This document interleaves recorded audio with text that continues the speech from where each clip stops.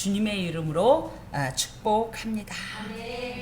이 시간 오늘 우리에게 하나님께서 주신 말씀은 민수기 16장 19절에서 50절 말씀으로 하나님의 두려운 심판이라는 제목 아래 하나님의 말씀을 받겠습니다.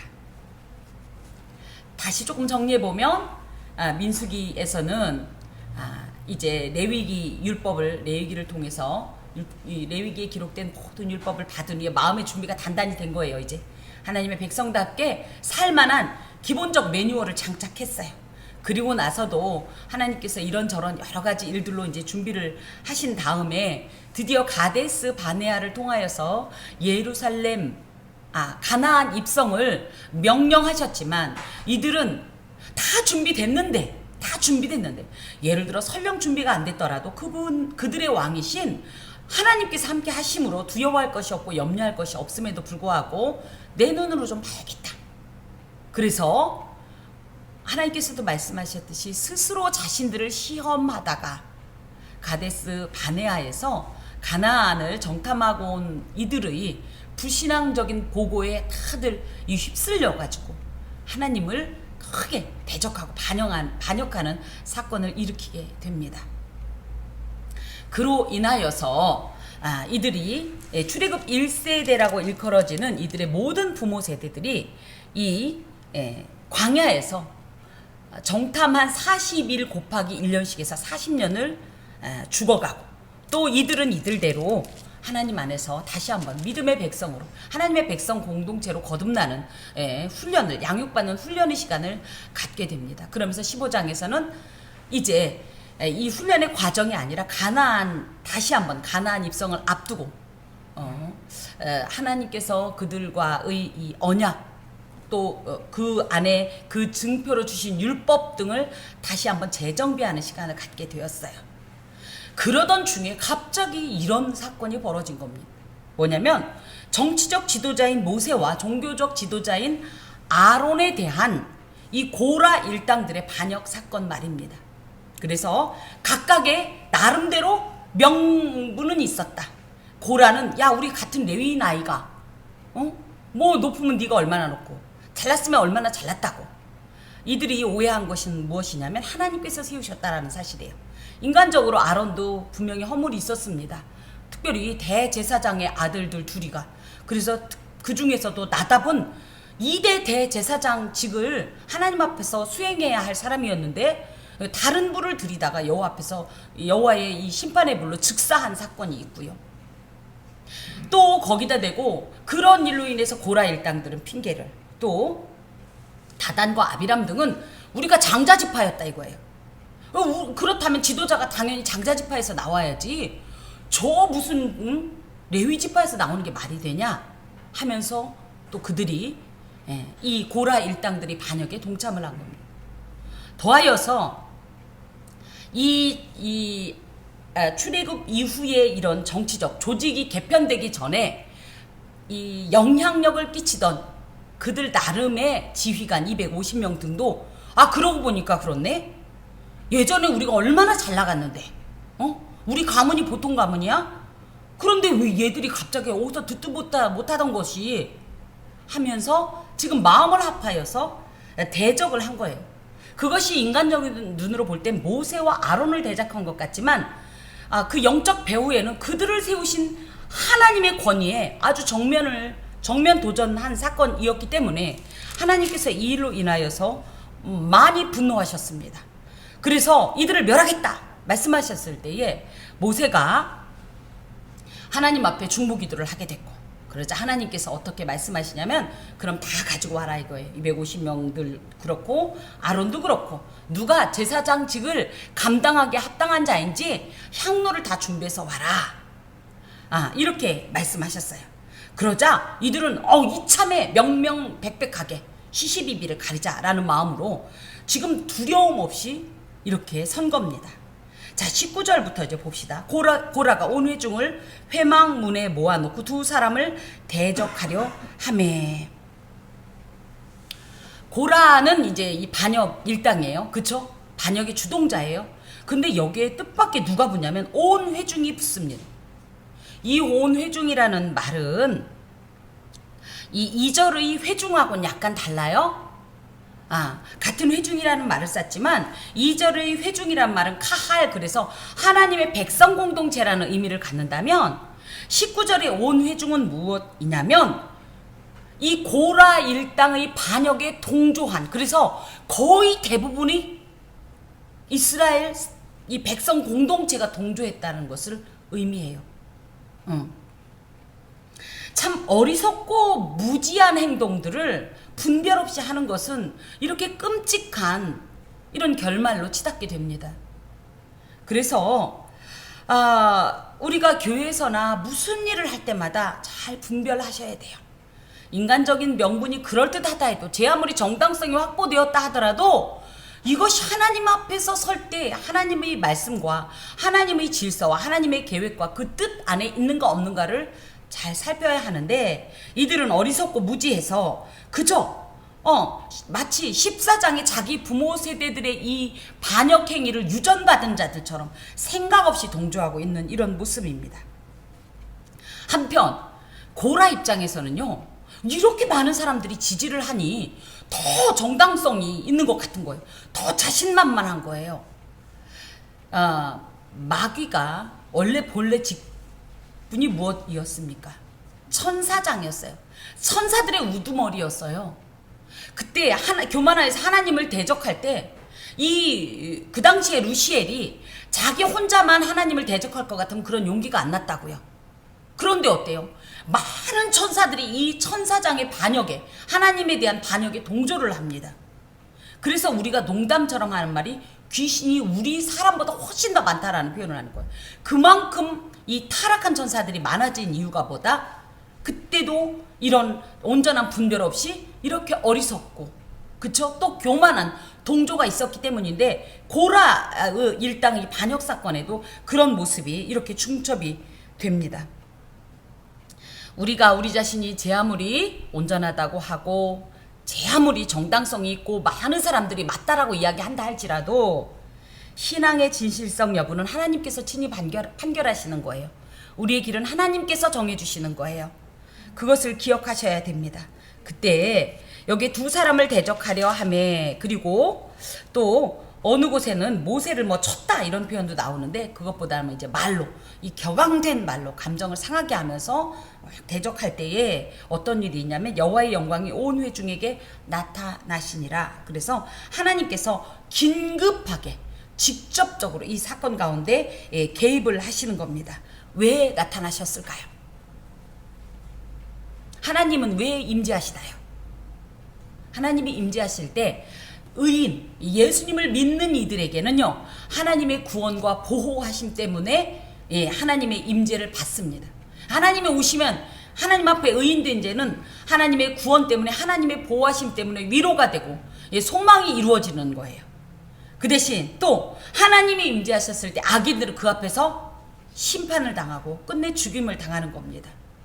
그래서 이걸 볼 때 하나님은 뭐예요? 이미 마음 결정하셨다는 거예요. 어떻게 하기로? 의인들은 보호하시고 살리시고 악인들은 죽이시기로. 바로 그 일을 위해서 하나님께서 이곳에 임하셨습니다. 그러면서 하나님께서 말씀하셔요. 여호와께서 모세와 아론에게 말씀하여 이르시되 너희는 이 회중에게서 떠나라. 내가 순식간에 그들을 멸하려 하노라. 그런데 이 말씀이 누구에게만 임했다고요? 20절에 모세와 아론에게만. 이것만으로도 이미 하나님께서는 이 수없이 많이 모인 이들과 소통하지 않는다는 거예요. 이들을 인정하지 않는다는 것을 의미해요. 이것은 모세와 아론만이 하나님의 이 공식적인 중재자로서 인정받았다는 이런 의미를 갖기도 합니다. 그러면서 이 회중에게서 떠나라!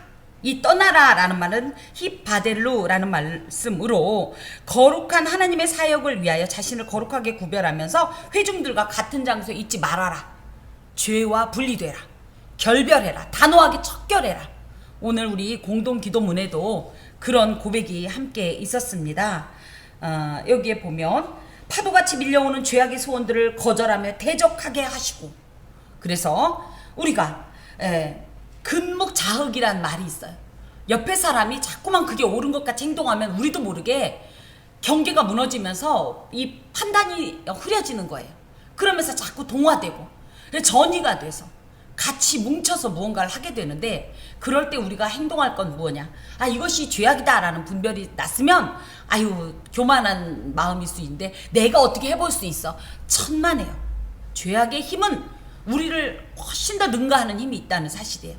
그렇기 때문에 할 수만 있으면 일시적으로라도 일단은 단절을 해야 되는 겁니다. 그가 제 아무리 사랑하는 일을 할지라도 그것을 사랑한다는 이유로 인간적인 사랑으로 동조하다 보면 어느새 우리도 모르게 그 먹과 같은 죄들이 묻어지게 되는 것이지요.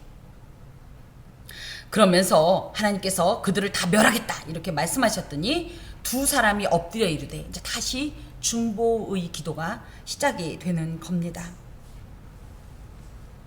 그러면서 하나님이여 모든 육체의 생명의 하나님이여 한 사람이 범죄하였거늘 온 회중에게 진노하시나이까. 그러니까 결국은 뭐예요? 하나님은 생명을 지으신 분이신데 이 생명을 아끼시는 귀히 여기시는 분께서 이렇게 모든 사람을 죽이실 겁니까? 이게 사실은 맞아요. 죄의 삭은 사망이 맞는데 그럼에도 불구하고 여기에 굳이 한 사람이 범죄하였거늘 이거는 고라 개랑 팍 찔러서 고자질한다라는 것보다는 징벌을 최소화하기 위해서, 어떻게든지 생명을 살리기 위해서. 하나님께서는 항상 이 회중에게서 떠나라 내가 순식간에 그들을 멸하려 하노라 이런 말씀을 통하여서 징벌을 예고해 주시고요. 그래서 사실은 여기에서도 이 모세와 아론이 하나님의 마음을 시원케 하는 자들인 거예요. 맞습니다, 하나님. 싹 다 갈아엎어주세요. 이렇게 말씀을 드리기보다는 하나님 살려주세요를 하나님도 원하셔요. 그래서 에스겔서에도 보면 악인의 한 사람이라도 망하는 걸 난 기뻐하지 않는다. 죽는 걸 원하지 않는다. 이런 말씀을 하시는데 그 마음을 아는 모세와 아론이 이런 중보의 기도를 드리는 겁니다. 방금 말씀드린 대로 하나님께서 악인을 징벌하시기에 앞서서 반드시 당신의 백성을 보호하시고 또 그 생명을 아끼시는 이런 모습이 어디에서 발견이 되냐면 창세기 19장에 보면 롯이 속해 있는 소돔성에 가서 어떤 일을 해요? 롯의 가족을 구원하시는 것을 먼저 두 천사를 통해서 명하시지 않습니까? 이런 행동들을 볼 때 하나님은 늘 이렇게 생명을 사랑하시고, 그래서 어떻게 보면 이 징벌의 대가가 죽음이라 할 때 이것을 최소화하려고 늘 애쓰시는 이런 모습을 갖고 있습니다. 우리가 자녀들 둘이가 다퉈요. 아니지. 이제 부모한테 한 자녀가 혼나고 있어요. 그러면 그 옆에 형제가 어떻게 해줬으면 좋겠어요? 잘못했으니까 더 갖다가 더 혼나는 일들을 얘기해주면 좋겠어요? 아니면 얘가 아니에요, 이렇게 잘했어요, 그러니까 용서해주세요 했으면 좋겠어요? 근데 어리석은 우리의 자녀들은 꼭 그럴 때 얘기하죠. 있잖아요, 누나는요 저번에요 저 그 형이랑 싸웠어요 막 이런 얘기하고 그러죠. 더 혼나라고. 모세와 아론의 이런 태도를 통해서 우리가 하나님 앞에서 중보기도는 우리 자신의 어떤 이야기뿐 아니라 이쪽 우리 수평적인 차원에서의 얘기뿐 아니라 하나님의 마음을 시원케 해드리는 그런 귀한 의미도 있습니다. 하나님께서 진짜 원하시는 건 그거예요. 우리끼리 꼬집고 물고 비난하고 욕하고 고소하고 고발하기보다는 하나님 그래도 불쌍히 여겨주시고 그래도 살려주세요 라는 기도를 하기를 원하시는데 이들이 이런 기도를 하고 있는 거죠. 그랬더니 하나님께서 그러면 이렇게 하라는 거예요. 회중에게 명령하여 이르기를 너희는 고라와 다단과 아비람의 장막 사방에서 떠나라. 즉 하나님께서는 마음의 결정을 하신 거예요. 어떻게 하기로? 그래, 니들 말대로 딱 주동자들만 내가 그리고 무엇보다도 회중들이 어리석고 무지해서 이렇게 군중심리에 동조됐으니 이들의 무지와 어리석음을 하나님께서 용서하시고 이들이 구원 얻을 수 있는 기회를 주겠다 이렇게 결정을 하셨습니다. 그러자 모세가 일어나 다단과 아비람에게로 가니 이스라엘 장로들이 따랐더라. 그래서 모세가 일어나 이제 기도하던 자리에서 일어나서 이 응답을 가지고 가는데 이 응답이 뭐였냐면 24절이었던 거예요. 야 너희들 이 지금 마지막 기회야. 하나님의 마지막 경고야. 빨리 이들과의 동조를 빨리 끊어. 이 반역에 대해서 하나님께서 지금 징벌하시려고 임재하셨으니 빨리 이 자리에서 떠나. 이 얘기를 하려고 지금 가고 있는데 왜 여기에 고라한테는 안 갔을까요? 보면 다단과 아비람 즉 르벤 지파에만 가고 있죠. 왜 고라에게는 안 갔을까요? 반역의 주동자이기 때문에 기회조차 안 주는 걸까요? 응? 사실은요, 고라는 이미 쉽게 얘기하면 이미 사탄의 이 올무에 사로잡힌 자인 거예요. 더 이상 어떤 의미가 없고, 또 한 가지는 이 나중에 이제 우리가 민수기 26장 등에서 살펴보겠지만 여기 이 다단과 아비람은요 보면 그들의 일가족이 27절에 보면 그들의 처자와 유아들이 다 이 반역에 동조한 반면 고라 자손에게선 고라 일당에선 고라의 아들들이 동조를 안 했어요. 그래서 그들은 안 죽습니다. 그랬기 때문에 이미 이들이 우리 표현대로 이미 눈이 흐려지고 악에 사로잡혀 있기 때문에 말을 해도 소용이 없었던 거예요. 그 대신 다단과 아비람은요 이것을 통하여서 어찌됐든 마지막 어떤 기회를, 그러니까 그 고라만큼은 아직은 그러니까 우리가 이렇게 얘기할 때 고라 일당의 반역 그러죠. 그래서 완전 주동자는 아니었나 봐요. 그러니까 이들에게 또 이런 내용을 전달도 할 뿐더러 만약에 지금이라도 돌이키면 하나님께서는 그래서 늘 그겁니다. 하나님은 지금이라도 돌이키면 너의 모든 죄를 내가 용서하겠다라는 그런 의도를 가지고 계시지요. 특히 여기에 이스라엘 자손들이 함께 갔다라는 것은 이것은 공식적인 업무라는 거예요. 하나님의 명령을 공식적으로 전하겠다는 그런 의지를 가지고 있습니다. 그러면서 가서 모세가 회중에게 이제 이 얘기를 하는 거죠. 이 악인들이 장막에서 떠나고 그들의 물건에는 아무것도 손대지 마라. 그들이 모든 죄 중에서 너희도 멸망할까 두려워하노라. 물론 여기에서 고라와 다단과 아비람에게 직접 대고 얘기하지 않았지만 우리가 고라의 아들들이 동조하지 않았다는 사실을 기억한다면 여기서도 다단과 아비람이 가족 중에서도 얼마든지 이때라도 나는 이 죄악과 분리하겠다. 나는 이 죄악에 동조하지 않겠다. 라는 어떤 기회가 있었다고 봅니다. 그래서 회중들에게 떠나라 라고 얘기할 때 여기서 떠나라는 말은 21절에 떠나라는 말과 같이 이 죄악과 분리해라 라는 뜻과 함께 여기서 떠나라는 말은 물론 같은 이 원어를 쓰지만 여기서 그냥 마음으로만 떠나라라는 것이 아니라 빨리 행동으로도 떠나라는 뜻을 갖고 있어요. 왜 그러냐 하면 뒤에 모세가 기도하고 하나님이 역사하셨던 초자연적인 징벌 때문입니다.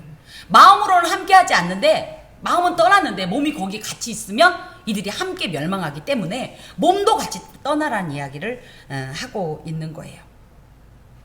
그리고 또 여기에 보면 아무것도 그들의 장막에 있는 것들은 만지지 말라. 이거는 만지면 죄로부터 오염될 수 있다라는 어떤 상징적인 것을 의미해요.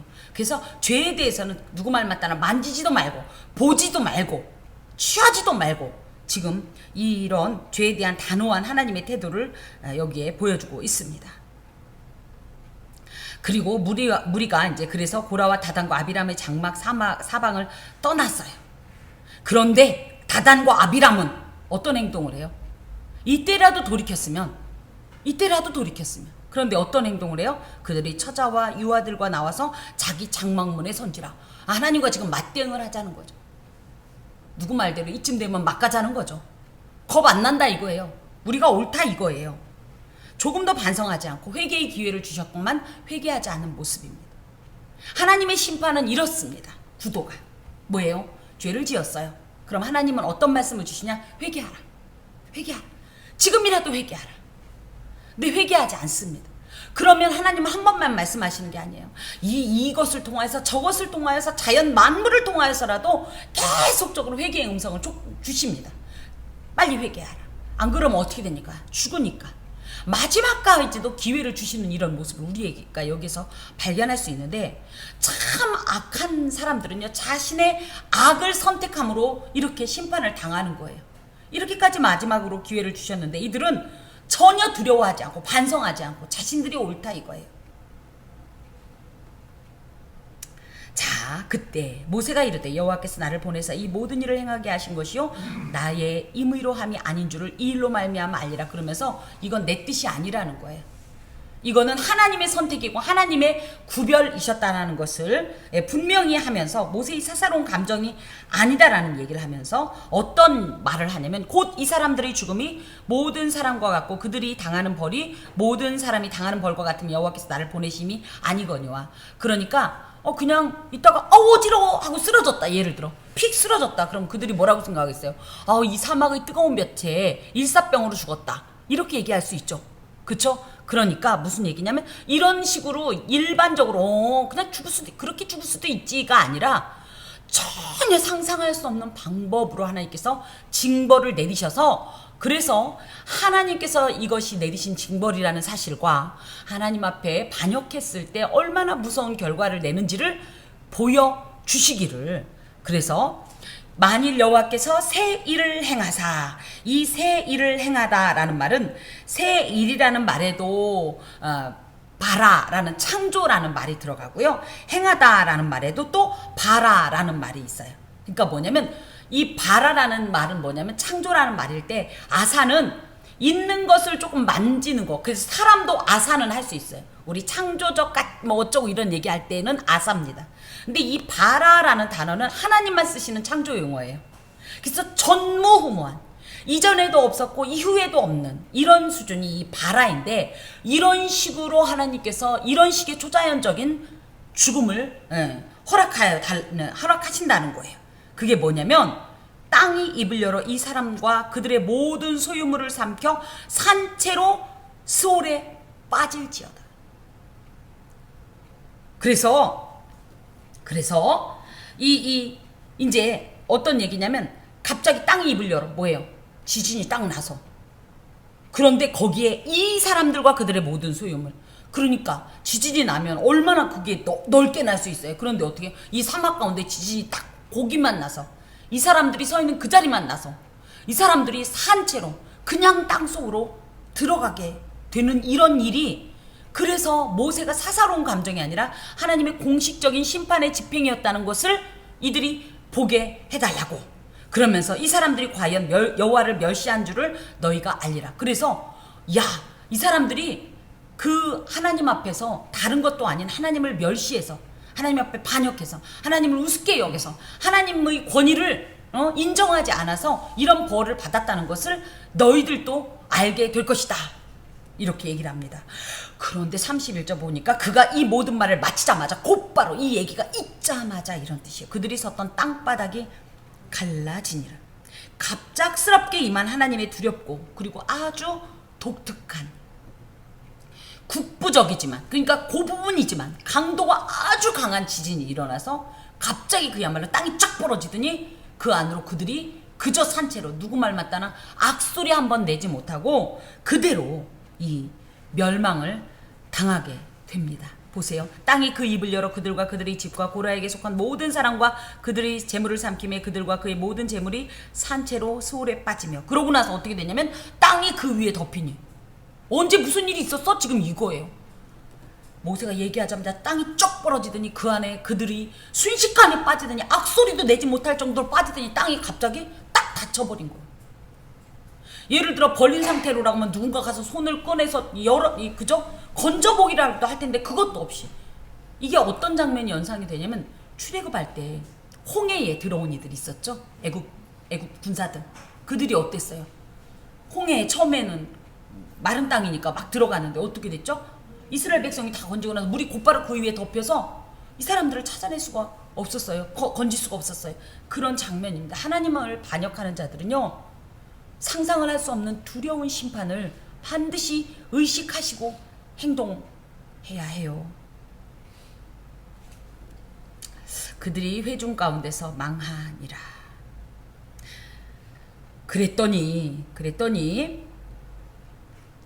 이제 여호와께로부터 불이 나와서 그 주위에 있는 온 이스라엘이 그들의 부르짖음을 듣고 도망하며 이르되 땅이 우리도 삼킬까 두렵도다. 아마 이런 모세가 얘기했을 때도 많은 사람들이 심적으로는 동조를 하고 있었기 때문에 모세가 그런 말 할 때도 속으로 그랬을 거예요. 그런 게 어딨어. 그죠? 그리고 이렇게 얘기하죠. 뭐가 맞나 두고 봐야지. 누구 말이 맞나 두고 봐야지. 아마 이런 마음도 있었을 거예요. 제가 이런 표현을 드리는 이유는 41절의 일 때문입니다. 그러면서 땅이 우리도 삼킬까 두렵다. 또 이 말 속에도 그들의 마음을 표현하고 있는데, 하나님이 이런 일을 하셨을 때 내가 죄를 안 졌으면 하나님이 무서워요? 아까도 말씀드렸듯이 하나님이 이곳에 임재하셨다고 그럴 때 여러분 물론 당연히 그 거룩하신 하나님께서 이곳에 임재하심이 제 아무리 경건한 자라도 두렵죠. 떨리죠. 하지만 무섭고 그래서 오지 마세요. 싫어요. 이렇지는 않잖아요. 그죠? 나를 만나러 오신다는데, 그죠? 쉽게 말하면 대통령이 나를 만나러 온다 그러면 어때요? 부담은 되죠. 부담은 되지. 갑자기 집도 청소해야 되고 몸도 좀 씻어야 되고 잘 입어야 되지만 그렇다고 오지 마세요. 불편해요. 그건 아니잖아요. 그것과 이런 의인들의 태도와 악인들은 어때요? 진짜 무서운 거예요. 왜? 그분이 오면 죽으니까. 그래서 여기서 우리도 삼킬까 두렵다 이 표현에 이들은 아직도 반역자들에 대해서 아까는 살려고 일시적으로 잠깐 좀 거리는 두었지만 마음으로는 계속 어떤 연계감을 갖고 있었던 거예요. 연대감을. 예. 자, 근데 이때 제가 이제 챙겨 드릴 말씀이 이때 여기엔 기록되지 않았지만 고라의 아들들은 여기에 동조하지 않았습니다. 민수기 26장에 나오는데요. 후에 이 고라의 자손들이 이때 살아남으면서, 고라의 아들들이 살아남으면서 이제 역대상 등에 보면 성전 문지기로 활동을 했고요. 요리사, 군인, 우리 잘 알고 있는 해만 알죠. 찬양대장 해만, 아삽과 해만, 여두둔 막 이런 사람들이 있을 때 이 해만이 고라의 자손이에요. 그리고 또 이들은 그래서 시편에 한 42편을 포함한 한 11편 정도의 시편을 기록합니다. 우리 보게 될 거예요. 그래서 고라 자손의 시 이렇게 해서 나오는 게 이때 고라의 아들들이 동조하지 않았기 때문이에요. 그래서 에스겔서에 보면 아버지의 이가 시면 아들도 시냐, 그게 뭐냐, 죄의 연대성이거든요. 연좌제 같이 하나님 안에서는 그렇지 않다는 거예요. 바로 옆에 있었어도 나는 죄인이 아니면 하나님 앞에서 멸망당하지 않습니다. 그래서 두 사람이 함께 맷돌을 갈다가 어떤 기록이 있어요. 두 사람이 함께 맷돌을 갈다가 한 사람은 데려감을 당하고 한 사람은 버려둠을 당하고, 이게 다 각각의 죄 때문인데 놀랍게도 이때 고라의 아들들이 동조하지 않았다는 사실을 후에 이제 발견할 수 있지만, 그런 의미에서 이들이 두려워한 건 뭐예요? 이들은 아직도 심정적으로는 그들의 편이었었다 이거죠. 그래서 여호와께로부터 이제 그러고 나서 이제 어떤 일이 있냐고 했더니 이 고라 일당뿐 아니라 이들에게 동조하면서 여전히 향로를 들고 있었던 이들이에요. 누구? 250명의 지휘관들. 이들은 원래 뭐 하고 있었어요? 회막 앞에서 향로 들고 있었어요. 누가 진짜 제사장직, 누가 진짜 리더로 하나님이 인정하시냐를 판결받기 위해서 그렇게 있을 때 여호와께로부터 불이 나와서 그들을 다 불살라버렸어요. 이것을 통해서 하나님께서 다시 한번 말씀하시는 거예요. 뭐라고? 너희들 또 잘못했다 이거예요. 이런 장면이 어디에 있었죠? 아론의 아들 나답과 아비후가 하나님 앞에서 온전한 모습으로 제사하지 못할 때 하나님께서 이렇게 즉결 심판을 하신 것처럼 이들도 그 자리에서 그냥 심판을 해버리셨습니다. 자, 36절에 그러고 나서 여호와께서 모세에게 말씀하여 이르시되 너는 제사장 아론의 아들 엘르아살에게 명령하여 붙는 불 가운데서 향로를 가져다가 그 불을 다른 곳에 쏟으라. 그 향로는 거룩함이니라. 사람들은 범죄하여 그들의 생명을 스스로 해하였거니와 그들이 향로를 여호와 앞에 드렸으므로 그 향로가 거룩하게 되었나니 그 향로를 쳐서 제단을 쌓는 철판을 만들라. 이스라엘 자손에게 표가 되리라 하신지라. 자 보세요. 이러고 나서 지금 자 보세요. 고라 일당, 고라, 다단, 아비람 일당은 어떻게 됐어요? 처리할 게 없어요. 땅이 열려서 그들을 먹고 그냥 덮어버렸어요. 근데 문제는 뭐예요? 250명들의 시체는 지금 다 그 자리에서 다 불탔기 때문에 지금 예, 그 자리에 막 250명의 시체가 지금 거룩한 회막 앞에 널브러져 있는 거예요. 그랬더니 이들을 이제 이 시신을 처리할 자를 지명하시는데 그게 누구냐고 했더니 제사장 아론의 아들 엘르아살이에요. 왜요? 예? 예, 차기 대제사장이기도 하고 맞습니다. 그렇기 때문에 이런 거를 통해서 뭐예요? 죄에 대한 아주 치명적이고 아주 그죠? 각인되다시피 하는 어떤 교훈을 얻었을 것이고 또 하나는 이게 워낙은 이제 아론이 할 수가 없는 게 아론은 대제사장으로서 절대적 성결을 유지해야 되는데 시신에 이 접촉되면 부정한 자가 되어서 하나님 앞에 제사를 주관할 수가 없습니다. 그러다 보니까 이런 명령을 내리신 거예요. 그래서 어떤 명령을 하냐고 했더니 붙는 불 가운데서 향로, 그 향로를 취하라는 거예요. 이들이 다 200 각각 하나씩 들고 있었으니까 250개의 향로가 있었죠. 그 향로를 다 꺼내라는 거예요. 다 꺼내서 그 향로를 갖고 뭘 하냐면 제단을 싸는 철판을 만들어라. 이게 노 향로거든요. 이 향로를 쳐서 그래서 편철이라고 그러죠. 땅땅땅땅 쳐서 편편하게 만들어서 이걸로 그게 총 250개죠. 그러면 제단을 뭘로 250개의 조각으로 싸서 제단을 만들어라. 놋제단을 만들어라. 지금 이 말씀이에요. 38절에 사람들은 그러면 이렇게 생각할 수 있죠. 그 사람들이 들고 있었던 건데 이것도 죄에 묻었었으니까 죄 아니야? 이럴지 모르지만 거기에 보면 여기 38절에 보면 그들이 향로를 여호와 앞에 드렸기 때문에 그건 거룩한 거로 하나님 거래요. 그래서 하나님께서 취하시는 거예요. 그 대신 그 사람들은 범죄에 스스로의 생명을 해했다는 거예요. 그들의 범죄로 죽었기 때문에 그들은 오히려 진 밖으로 내야 되는 거예요. 이 공동체에서 추방하는 이런 겁니다. 그걸 통하여서 이스라엘 자손에게 표가 되리라. 이스라엘 자손들은 250조각의 이 놋조각을 이렇게 보면서 제단에 와서 예배를 드리러 할 때 그걸 보면서 무엇을 생각하겠어요? 여기에 내용이 나옵니다. 40절에 이는 아론 자손이 아닌 다른 사람은 여호와 앞에 분향하러 가까이 오지 못하게 함이며, 그래서 이 사건을 기억하면서 다시는 하나님의 권위에 도전하지 말게, 그리고 제사장직의 철저한 어떤 이 구별성, 독특성을 인정하게 하고, 또 고라와 그의 무리와 같이 되지 않게 하기 위해서 죄에 대한 철저한 어떤 예방적 교육을 위해서 이것을 그렇게 250개의 조각을 싸서 놋제단을 만들라 이렇게 말씀하십니다. 그래서 일들이 다 정리가 된 줄 알았어요. 이렇게 쓰면 일이 다 정리가 된 거죠. 근데 다시 한번 이 일의 불이 꺼지는 것 같아도 꼭 잔불 때문에 문제가 되는 경우가 많죠. 전 그 이미지가 생각이 납니다.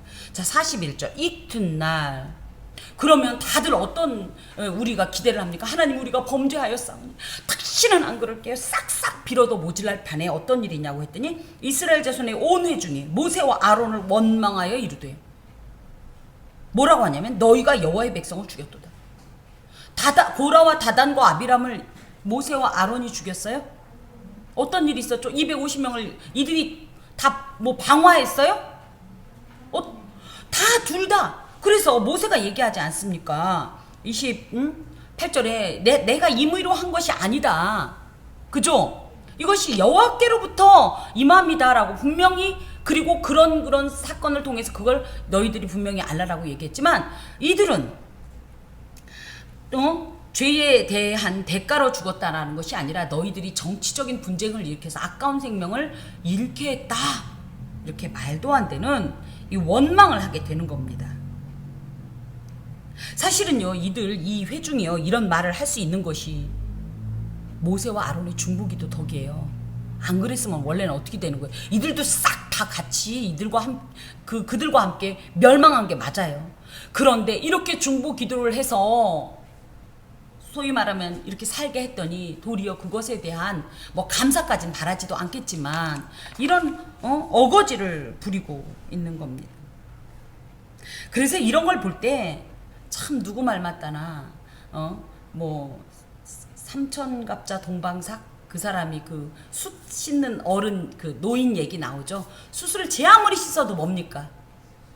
그쵸? 그런 생각이 듭니다. 죄는요 참 집요하고 끈질기게 우리를 붙잡습니다. 그래서 누가 그래요? 아스팔트와 깔 때 함께 쓰는 타르라는 거 있죠. 타르. 끈적끈적하고 타르와 같다 이렇게 얘기하는데 씻어도 잘 안 씻겨지고 끊어내려고 해도 안 끊어지는 이 죄의 속성이 이들에게서 발견이 됩니다. 우리가 순식간에 마음 먹었다고 해서 그거 다시는 안 해요? 나 이거 이제 이거 하지 말아야지 그러면 안 돼요? 또 하고. 그런데 이런 행동은요 사실은 원래는 지도자의 중보로 심판을 면했지만 이것 때문에 스스로 죽게 되는 어떤 그 죽음의 자리를 자초하는 그런 모습입니다. 그렇게 해서 회중이 모세와 아론을 칠 때 계속 이렇게 아까 대적했다는 것처럼 막 심한 말로 공격할 때에 갑자기 회막을 보니까 구름이 회막을 덮었고 여호와의 영광이 나타났다. 하나님께서도 이런 그림 장면을 볼 때는 40절을 끝으로 해서 여호와의 이 회막이 당신이 원래 계셨던 그 임재의 이미지로 있었던 거예요. 그냥 구름 기둥으로. 그런데 이런 일이 있자 갑자기 그 구름이 갑자기 회막을 쫙 덮으면서 하나님께서 이들 가운데 임재하셨다라는 이런 모습을 보여줍니다.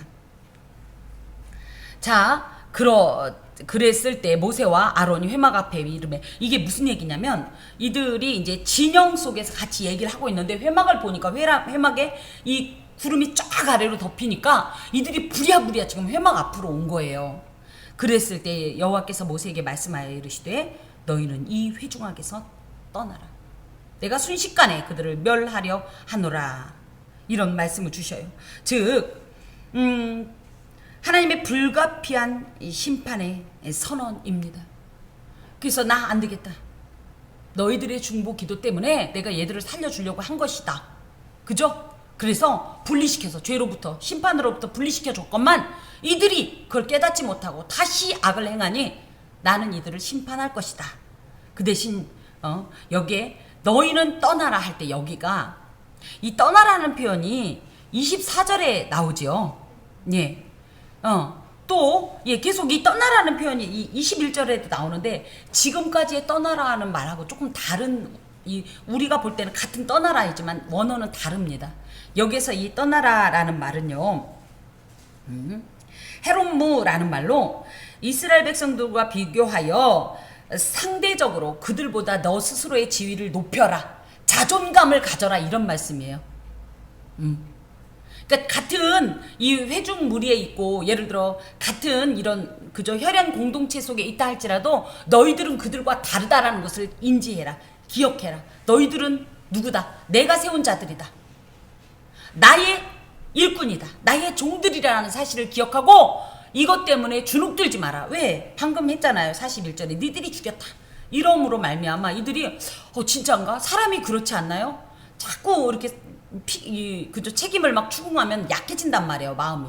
그랬더니 하나님께서 그 마음을 아시고 오자마자 너희들 잘못 아니라는 거예요. 쉽게 말하면. 너희들이 죽이지 않았다는 거예요. 그러므로 절대 기죽거나 위축되지 말라. 힘을 내라. 이런 말씀입니다. 그러면서 내가 순식간에 그래서 이 순식간에라는 것은 원래 여기 갑작스럽게 땅이 그 입을 열어서 이렇게 그들을 삼킨 것처럼 이렇게 순식간에 사람이 미처 손 쓸 사이도 없이 내가 그들을 멸하겠다. 하나님은요 언제나 아까도 말씀드렸듯이 기회를 주시는 분이고요. 정말 오래 참으시는 분이에요. 그 오래 참으심이 이 기한이 닿을 땐요 정말 방법이 없는 거예요. 그러면 이때 이들이 어떻게 했어야 되냐? 이제 더 이상은 방법이 없다 했어야 되는데 이들이 어떻게 하냐면 다시 엎드립니다. 그런데 아까 엎드렸을 땐 뭐라고 했냐면 22절에 보니까 하나님의 모든 육체의 생명의 하나님이요 생명을 지으시고 생명을 사랑하시는 주님이시여. 그러면서 한 사람이 범죄한 걸로만 치면 안 되겠습니까? 이들은 살려주면 안 되겠습니까? 이렇게 기도를 했는데 그 살려놓은 이들이 또 이렇게 다시 한번 이 범죄의 이 도구가 되자 이들이 어떤 행동을 하냐면 엎드리긴 했는데 이제 더 이상 중보 기도로 드릴 말씀이 없는 거예요. 그러자 이번엔 중보의 행동을 합니다.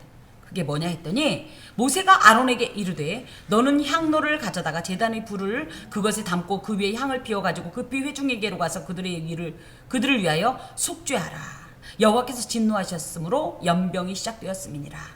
이게 무슨 얘기냐 하면 더 이상의 중보기도의 명분이 없자 아론의 제사장직 중에 하나가 중보와 속죄죠.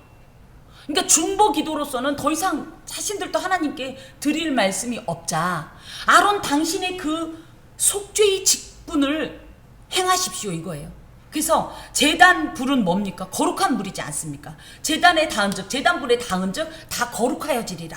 그쵸? 부정이 면해지리라. 그것 때문에 이 제단에 이 불을 가지고 향로에 급히 담아가지고 그 지금 연병이 시작돼서 전염병 때문에 죽어가는 사람들 사이사이를 가서 그 죄를 속죄해서 그 사람들을 살리려고 이런 일을 하라는 거예요.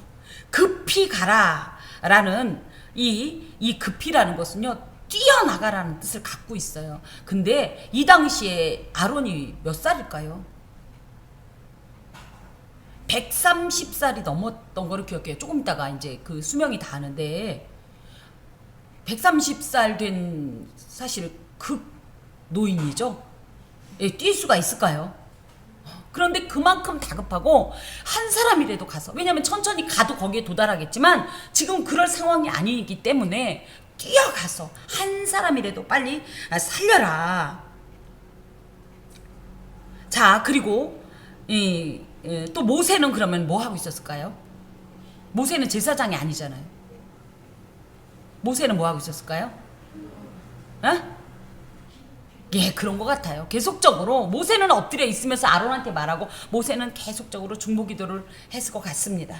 제사장, 그러니까 그 아론은 자신의 제사장직으로 속죄에 이 사역을 통해서 나름대로 또 중보적 어떤 행동을 하고 모세는 계속적으로 그래서 할 수 있는 다대로 왜 하나님의 백성 공동체가 무너지는 것을 두고 볼 수 없기 때문이지요. 그래서 아론이 모세의 명령을 따라 향로를 가지고 백성에게로 달려갔어요. 회중에게로. 그리고 그랬더니 정말로 갔더니 연병이 시작된 거예요. 이 연병은요. 특히 구약에서는 어떤 의미로 쓰이냐면 하나님의 진노의 어떤 이런 징벌의 이 도구로 쓰입니다. 칼, 기근, 지진, 연병. 많이 나오죠. 지금 우리가 있는 것 중에. 그랬더니 그러고 나서 이에 백성을 위하여 속죄하고 뛰어다니면서 한 사람 한 사람을 위해서 속죄하고서 죽은 자와 산 자 사이에 섰을 때에 연병이 그쳤다. 이게 무슨 얘기냐면 자 보세요. 지금 전염병은 뭐예요? 퍼지죠. 그러니까 봐요. 김 집사님까지는 지금 연병이 들어갔어요. 그죠? 근데 우리 선생님까지는 안 갔어. 그 사이에 섰다는 거예요. 그러면 나는 뭐 안 걸리나? 나는 무쇠팔, 무쇠다리, 마징가 제트인가? 뭐예요? 죽기를 각오하고. 이 연병이 내게 오면 뭐 우리는 안 걸리나? 목회자는 안 걸려요? 무슨 얘기예요? 죽기를 각오하고 더 이상 이 연병이 퍼지지 않도록 그 연병의 그 가운데에 섰다라는 뜻을 의미해요.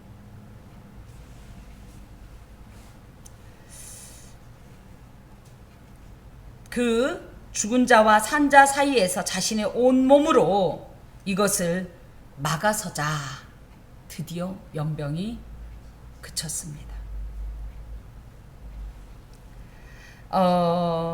이 모습은 에스더 4장 16절에 우리가 자주 회상하는 죽으면 죽으리라 라는 이런 에스더의 결연한 의지를 보여주는 의지와 같은 그런 모습으로 이 모습 속에서 우리는 예수님의 중보자적 사역을 발견할 수 있습니다.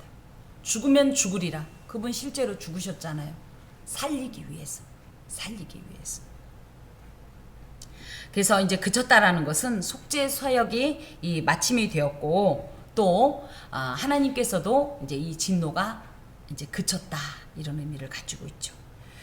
그래서 이제 고라일로 죽은 자 외에 연병에 죽은 자가 14,700명이었더라. 14,700명이 어느 정도 될까요? 지금 우리 수준에서는 170명도 어마어마한 건데 뭐 우리 코로나로 뭐 그죠? 뭐 몇 명 죽었다 몇 명 죽었다 하니까 뭐 느낌은 없지만 이게 단 2일 만에 그 작은 공동체에서 이런 일이 있었다라는 것은 굉장히 많은 사람들이 죽었다는 것을 의미하고요. 특히 이런 모습을 통해서 자연사가 아닌 여호와의 무서운 심판의 손길에 의해서 멸망당했다는 것을 반증하는 그런 모습이 되겠습니다. 그리고 이제 연병이 다 그치자 이제 사역을 마치자 아론이 회막문 모세에게로 돌아오니라. 모세는 그때까지도 계속적으로 하나님께 기도하고 있었고, 근데 이 돌아왔다라는 표현이 뭐냐면 우리가 회개를 의미하는 슈브라는 말인데요. 이게 뭐냐면 두 가지 의미를 갖고 있어요. 첫 번째, 돌아왔다는 건 뭐예요? 이 자리에서 갔다가 돌아왔다. 그래서 출발점으로 다시 돌아왔다. 즉 아론이 연병으로 죽어가는 백성을 위하여 속죄하여 그들의 생명을 살리는 자신의 임무를 완수하고 처음에 하나님의 명령을 받았던 그 출발 지점으로 왔다라는 뜻과 함께 여기엔 또 하나의 의미가 있는데, 반역 사건의 발단이 뭐예요? 제사장직 때문이었잖아요. 그렇죠? 그런데 이 제사장직이 일시적으로는 사실은 박탈 내지는 인정을 못 받는 상태였어요. 그런데 이런 모든 일로 인해서 다시 한번 아론의 제사장직이 전적으로 회복됐다. 이런 뜻도 함께 가지고 있습니다. 오늘 본문은 하나님의 말씀을 거역하고 지은 죄를 회개하지 않는, 끝까지 회개하지 않는 자의 아주 처참한 종말을 교훈하고 있습니다. 그러면 왜 이런 일이 벌어지는가? 사람들은 내 행동은 늘 옳다라고 생각해요. 내 생각은 늘 바르고 온전하고 진실하다고 생각해요. 그것 왜 그러냐? 내 기준이기 때문에, 인간적인 기준이기 때문에. 하지만 우리의 모든 판단의 기준, 특히 신앙과 관계된 어떤 기준에 있어서 이게 왜 그러냐면 공동체 안에서 일어난 일이기 때문에, 교회 공동체 안에서도 이런 일이 발생했을 때 내 기준으로 보지 마라. 내 기준으로 보지 마라. 누구의 기준으로? 하나님의 기준으로. 하나님께서는 어떻게 생각하실까를 생각하면서 이것을 선택해야 된다는 거예요.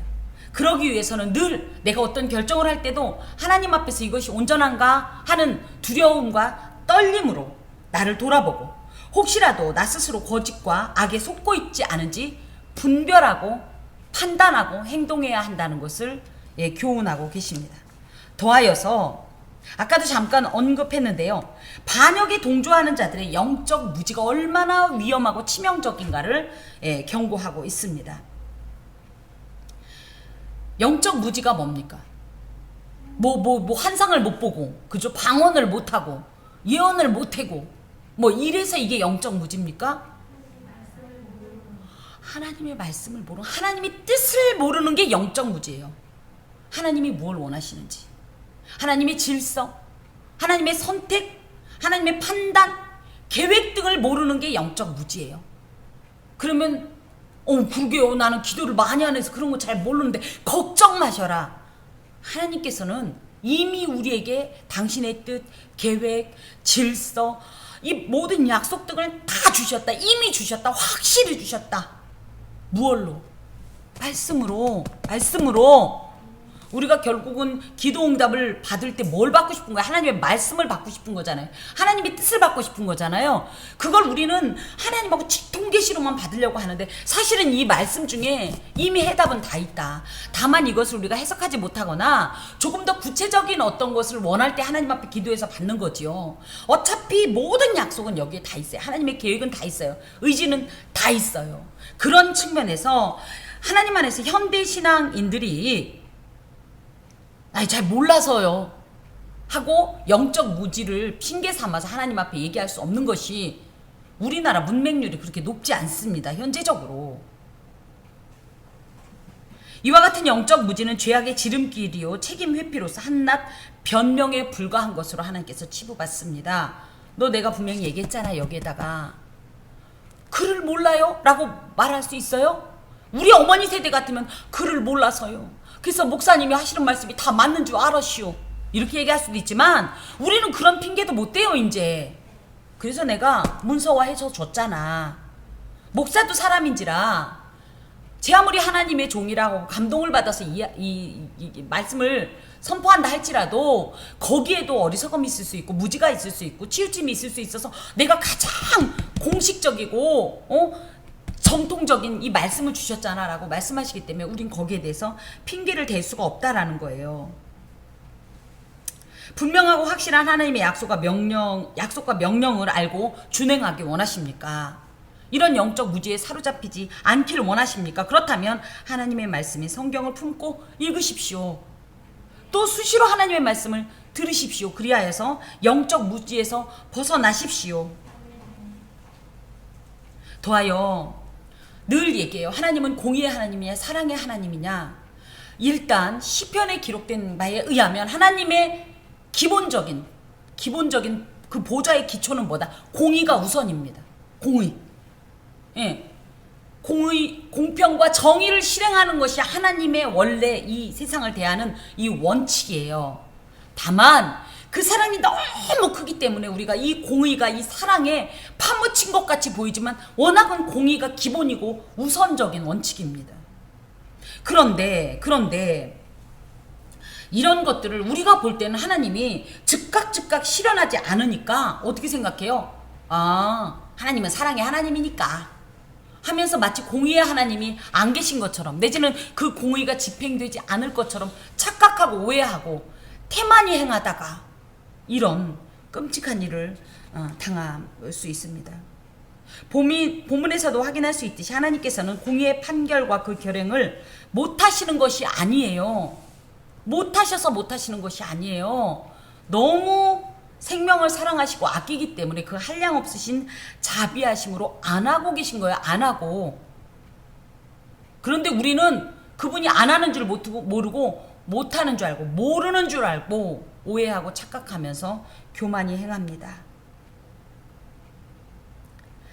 하나님께서 오래 참으시면서 우리가 온전하게 되기를 기다리고 계신 이 시간을 놓치면 우리도 하나님 앞에서 이렇게 끔찍한 이런 징벌을 당한 이들과 같은 결과를 맞을 수밖에 없다라는 사실이에요.